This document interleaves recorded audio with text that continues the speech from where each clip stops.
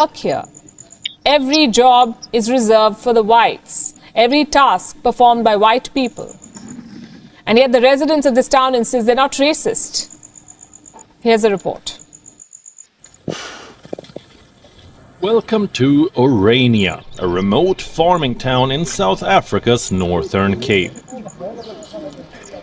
It prints its own money, runs its own banks, has its own holidays, and manages its own affairs. Sounds like the Okay, so guys, you just finished watching this video, and after we need to ask ourselves. When Nelson Mandela came out from prison, it was in prison that Nelson Mandela wrote the book A Long Walk to Freedom. Try to detail how he gave the South Africans freedom from the apartheid regime in South Africa, how he gave the black country, the black nation of South Africa, freedom from what? From the white apartheid regime in South Africa. Now, the question, first of all, what is apartheid? Apartheid is a situation or a country whereby the whites are claiming supremacy over the blacks. The whites, they don't want anything to do with you as a black.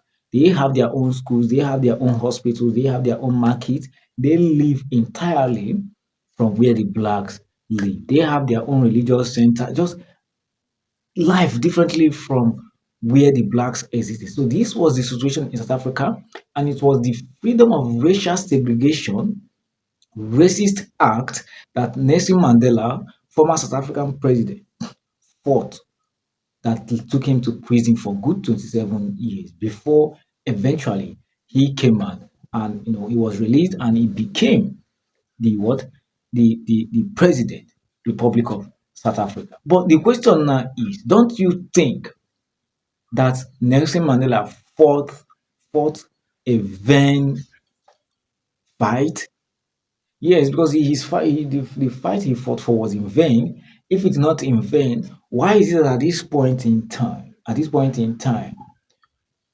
look at that country. Look at, in fact, in fact, I'm even right to have even used country, because this is a kind of community, a kind of country on its own inside another country, a smaller country inside another country, a country that call themselves that they are more superior, they are more whiter, they are more wisdom inclined to the black. That is their belief. And this was the things that Mandela actually fought for. So is this thing actually happening again in South Africa? Is this thing actually happening in South Africa? So if you check that video now, you discover that they have their own currency, have their own schools, their own church, their own hospital. So imagine a tiny community inside another country, having their own currency, existing independently. That is to tell you that the black South Africans have been made to be slaves in their own country. And Nelson Mandela actually fought in vain. He fought in vain to liberate his country from the shackles of colonialism.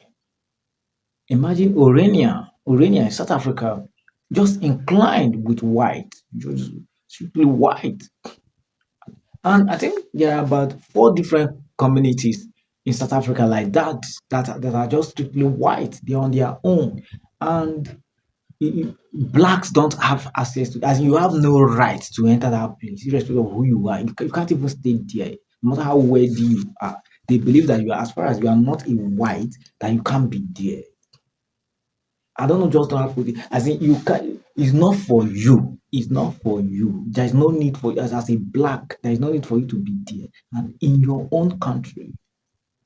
Now, what is that supposed to tell us? What does that supposed to tell us? That is to tell you that even the nascent or the modern colonialism that we are experiencing, both in South Africa, even in Nigeria, most of African countries, is even worse than the colonialism that even existed when these whites were even more dominant in Africa. Because imagine this modern day, in your own country, people are controlling majority of your lands, resources, have their own currency, their own hospitals, and you don't associate inside your own country, then you have been made a persona non grata in your own country. You have absolutely been made a persona non grata.